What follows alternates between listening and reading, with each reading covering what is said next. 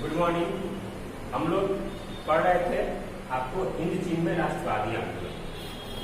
जब अमेरिका पूरे दक्षिणी वियतनाम और उत्तरी वियतनाम पर बम बरसाने लगा तो उसमें पूरे वियतनाम में गृह युद्ध छिड़ गया और अमेरिका बार बार हो चीन मार्ग को ध्वस्त करता था, बर्बाद करता था।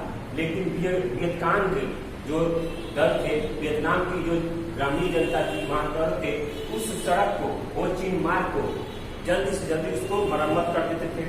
क्योंकि ये मार्ग हनोई से चलकर लाओस कंबोडिया के सीमावर्ती क्षेत्रों से होते हुए वो वियतनाम तक जाता था।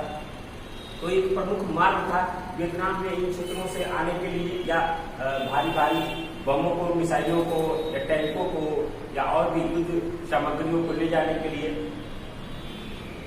अमेरिकी असफलता और वियतनाम का एकीकरण। अब जब अमेरिका इस तरह से बमबारी करने लगा तो पहले हॉलीवुड में, जो हॉलीवुड है अमेरिका की फिल्म दुनिया जो है, उसमें पहले अमेरिका के पक्ष में फिल्में बनती थी। लेकिन इस घटना के बाद उसमें क्या हुआ, अमेरिका की जो हॉलीवुड कंपनी है, जो हॉलीवुड फिल्म कंपनी है, उसमें अमेरिका के युद्ध को उसमें दर्शाया जाने लगा, यानी अमेरिका की क्रूरता को दर्शाया जाने लगा। उस तरह की फिल्म बनने लगी जिसमें अमेरिका की क्रूरता को, अमेरिका के युद्ध को दिखाया जाने लगा। इसी तरह दूसरी तरफ राष्ट्रपति निक्सन चुनाव जीतकर अमेरिका के नए राष्ट्रपति बने। उनको तुरंत इस युद्ध के विषय में सोचने की जिम्मेवारी सौंपी गई, यानी उनको तुरंत कहा गया कि आप इस युद्ध के विषय में कोई ना कोई निर्णय जल्दी लीजिए। अचानक उन पर दबाव बढ़ता गया। तभी माइली गांव की घटना हो गई। एक वियतनाम में गांव था माइली गांव, वहां की घटना सामने आई। उस घटना में, माइली गांव की घटना क्या थी, उसमें एक गांव था माइली, जिसके पूरे गांव को अमेरिकी सैनिकों ने घेर कर पूरे जो भी लोग थे उन सबको मार दिया और उनकी बच्चियों, औरतों को बंदी बनाकर कई दिनों तक बलात्कार किया। उसके बाद उनको भी मार दिया और पूरे गांव को आग लगा दी। तो पूरे गांव को आग लगा दी। इससे पूरे विश्व में अमेरिका की थू होने लगी। पूरे विश्व में अमेरिका का जो चीज था, वो ग्राफ था, जो नीचे गिरने लगा। उसकी चारों तरफ थू होने लगी, उसकी आलोचना होने लगी पूरे विश्व में। इससे आहत भी था अमेरिका। इसी बीच तब राष्ट्रपति निक्सन ने 5 सूत्री जो कार्यक्रम प्रकाशित किए। 5 सूत्री, उसमें कहा गया, पहला कि हिंद चीन में सभी सेनाएं युद्ध बंद कर देंगी। दूसरा, जहां सेना है वहीं अपना स्थान पर रहेंगी। तीसरा, इस दौरान कोई देश अपनी शक्ति बढ़ाने का प्रयास नहीं करेगा। चौथा, युद्ध विराम का अंतिम लक्ष्य पूरे यूरोप में, पूरे वियतनाम में शांति वार्ता होगी, यानी युद्ध विराम का लक्ष्य वियतनाम का एकीकरण होगा। पांचवा, इस युद्ध की देखरेख, इस समझौते की, इस शांति की देखरेख अंतर्राष्ट्रीय पर्यवेक्षक सुपरवाइजर जो करेंगे। इस तरह 5 सूत्री करेगा। परंतु इस शांति प्रस्ताव को अस्वीकार कर दिया गया।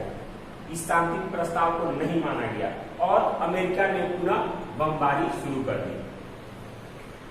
इस बीच उन्हें अपनी सेना को बुलानी ही पड़ती। अमेरिका जान चुका था कि उसको अपनी सेना को वापस बुलाना ही पड़ेगा, नहीं तो अब स्थिति जो है वो घातक हो जाएगी। इस बीच वो क्या किया, चीन को अपने पक्ष में मिलाने का प्रयास करने लगा कि चीन अगर मेरे पक्ष में आता है तो फिर मेरी स्थिति वैसी रहेगी। 24 अक्टूबर 1972 को वियतनाम, अमेरिका एवं दक्षिण वियतनाम समझौता तय हुआ।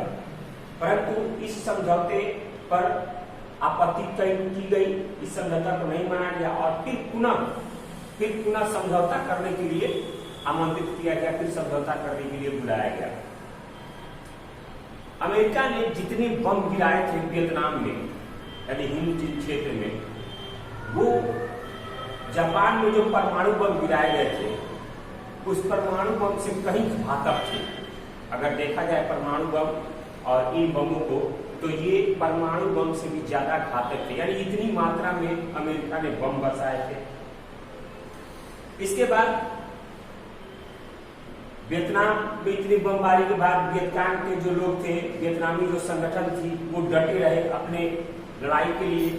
और 27 फरवरी 1973 को पेरिस में 27 फरवरी 1973 को पेरिस में वियतनाम युद्ध की समाप्ति की घोषणा हो गई और उस पर हस्ताक्षर कर दिया गया। यानी इस समय पेरिस में वियतनाम में युद्ध की समाप्ति की घोषणा कर दी और उस समझौते पर हस्ताक्षर किए गए। और उस समझौते में कहा गया कि समझौता होने के 60 दिनों के अंदर, यानी 60 डेज, 60 दिनों के अंदर अमेरिका अपनी सेना वियतनाम से अपने देश में बुला लेगी। ये बात उस समझौते में किया गया। इस तरह लगभग 70 सालों से चला आ रहा वियतनाम और अमेरिका युद्ध समाप्त हो गया। और उसके फलस्वरूप 1 अप्रैल 1975 में उत्तरी और दक्षिणी वियतनाम का एकीकरण हो गया और उत्तरी और दक्षिणी वियतनाम को मिलाकर एक नया राष्ट्र वियतनाम पूरे मैप पर सामने आया और एक गणराज्य के रूप में अब ना उत्तरी वियतनाम रह चुका था और ना दक्षिणी वियतनाम रह चुका था। अब पूरा एक वियतनाम को क्षेत्र 1 अप्रैल 1975 ईस्वी को सामने आया, उसका एकीकरण हो गया। इस प्रकार बहुत सारे जो खर्च हुए थे, इसमें तय हुआ कि उसमें बहुत सारे खर्च, अमेरिका का सबसे अधिक खर्च हुआ था। तो वो बहुत सारे आर्थिक मदद देने के लिए भी उसमें बात स्वीकारी गई कि अमेरिका सबसे अधिक आर्थिक मदद देगा। उसमें अमेरिका के लगभग 56,000 सैनिक मारे गए, 3 लाख से अधिक सैनिक तो उसके घायल हो गए थे। वियतनाम के भी लगभग 18-20 हजार सैनिक मारे गए, लगभग 3500 सैनिक, 3600 सैनिक।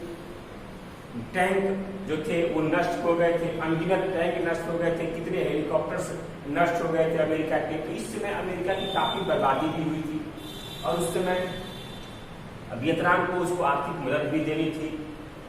इन सारी घटनाओं के परिप्रेक्ष्य में धन की बर्बादी के अलावा अमेरिका शाखा को कुछ भी हाथ नहीं लगा, यानी उसकी धन की बर्बादी हुई और उसको कुछ हाथ नहीं लगा, उसको गहरा आघात पहुंचा और वो हिंद चीन क्षेत्र में बुरी तरह असफल रहा, यानी बुरी तरह असफल रहा।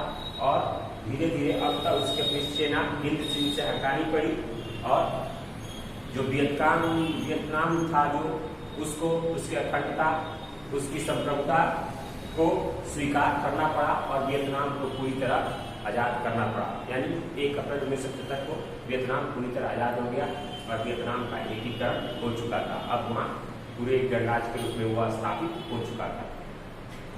ये था आपको हिंद चीन में राष्ट्रवादी आंदोलन।